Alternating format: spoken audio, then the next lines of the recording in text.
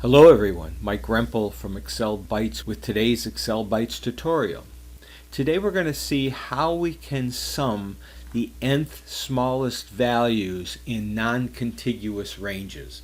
In our case, we're going to sum the 5 smallest values in 3 non-contiguous arrays.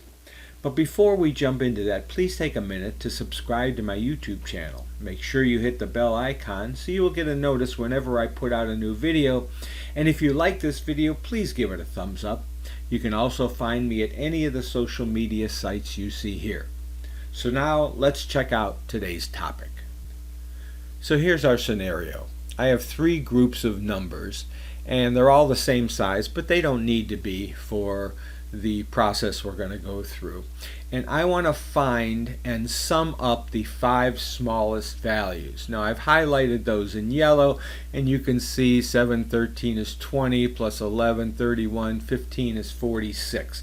So I should come up with a value of 46. So we're going to use the sum function and the small function and the choose function.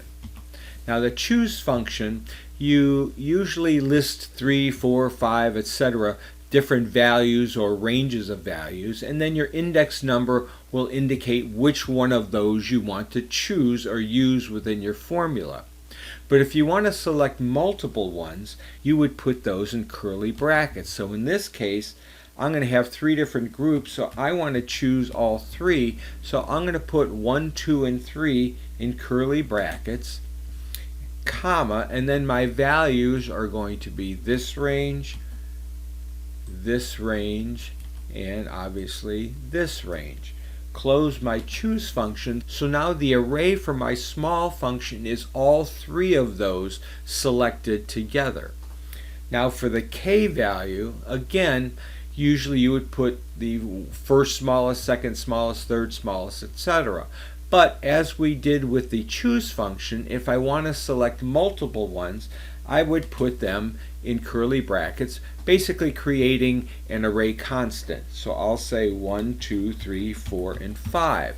I want the 5 smallest out of those 3 different groups.